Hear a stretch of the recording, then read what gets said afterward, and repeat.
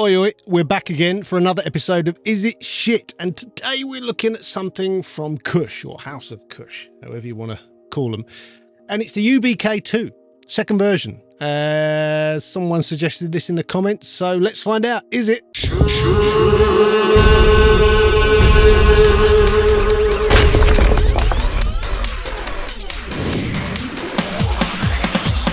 Yeah, Kush. Makes some interesting stuff. The Clariphonic was always a really nice piece of hardware. Wasn't quite as keen on the software, but still interesting. UBK version 2. What is it? Well, basically, it's a saturator, then a compressor, then another saturator, kind of with an EQ in the middle somewhere. And it enables you to get some incredibly analog sounding processing that can... You can either use it on like a whole mix to really sort of liven something up and to give it a very analog feel, or you can put it on a drum bus, or you can put it on a bass, or anything that you want to bring to life with a lot of analog saturation, but maybe not destroy it, as in just give it something, give it a flavour. And, you know, Dan would hate this in the old days, but if I said feather it in, you know what I mean. Get the sound you want and then slowly bring it in, you know, maybe get it really loud, then whack it right off and then slowly bring it in till it's just bringing it alive. Yeah, really interesting processor. Anyway, let's go through it and see how it does. So let's start with the interface. It's a pretty mental looking thing, ain't it? I'm kind of not sure. It works, I suppose. I will say I wished it was bigger. It just, again, not big enough on my screen, which drove me a bit nuts. It's much nicer if you blow it up like I do when I'm looking at it. But yeah, in use, it's too small. It's a little bit cramped and crowded, but yeah, once you've got your head around it, it's fine. You can navigate your way around it pretty easy. So top left, we have our input meter. Well, it's not actually the input meter. It's the input meter for the sat in. So it's a bit complicated, but in the manual it explains you need to trim this before you use it, which basically means you put your signal through it, you put it into trim mode, and you set your input so that you're getting between 5 and 7, I think it says.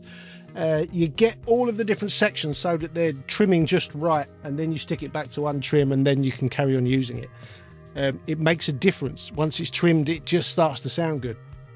So top left, yeah, that's not input. That is your saturation in. So it's the first of the two saturators. You've got light all the way to the left and heavy all the way to the right. You've got an on-off button, and you've got a little meter with it. You can slowly add the saturation at the input. We then have the main compressor section in the middle. You've got your main meter, which has got gain reduction at the top, then in under that, and then out under that. You've got a high pass filter. And below that, you have got your, it says attack mod, but it's basically just attack. So between fast all the way to the left, slow all the way to the right. We've then got one of two of these levers that you can move, which give you a total of 8 different settings for the compressor. They've got names which try and give you a clue as to what they're going to do. So there's snap, there's knock, there's crush, and there's glue. And then the other side, there's splat, there's smooth, there's squish, and there's cream.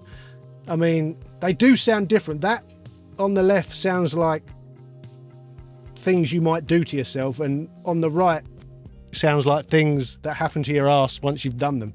You might get the splats, it might be smooth, it might be squishy, or it might be creamy.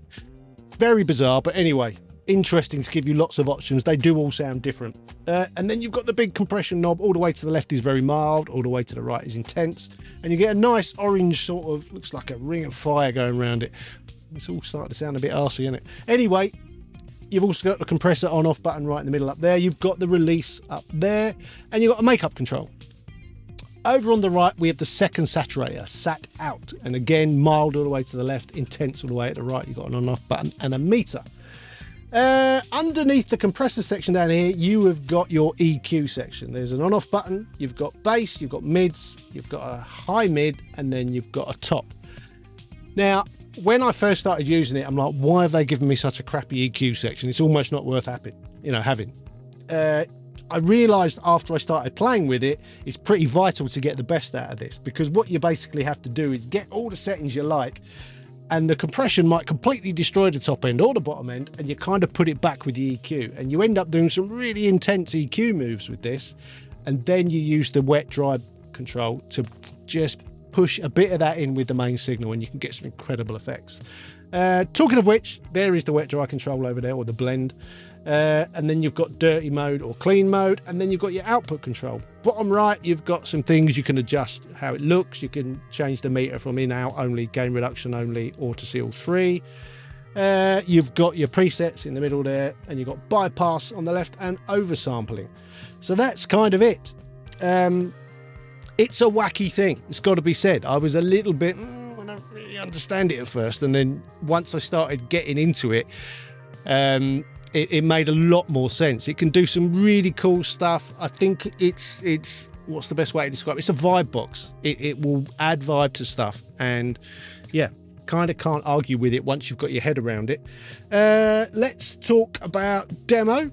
It's a 10-day demo, so reasonable. No reason to not decide in 10 days whether you want it or whether you don't.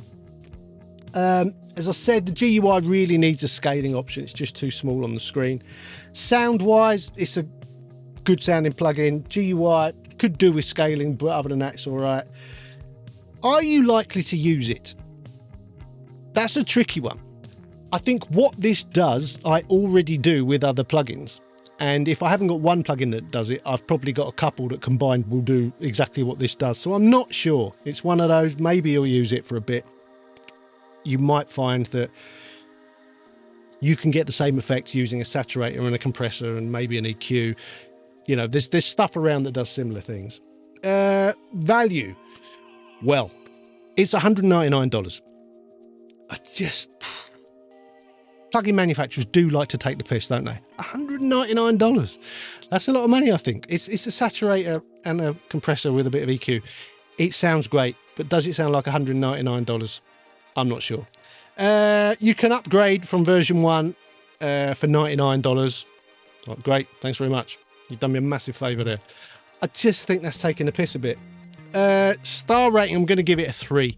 So it's not shit, but I think the price is a bit much, and they need to sort out the scaling. On a modern plugin, there's no reason for it to be tiny. Why can't you change the size of it? That's not hard to do. Anyway, there you go.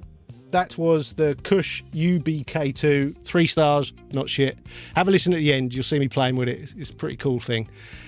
Anyway, if you could like the video, that really helps. If you could subscribe to the channel, that would be much appreciated. There's 2 Instagrams. There's Studio Life 101 for the channel, and there's Mixdown Mastering for our mix and mastering business. If you go to the website, there's the top 5 plugins. There's also a bunch of courses and a whole bunch of other stuff. The demo is coming up now, and I will see you next time. Adios.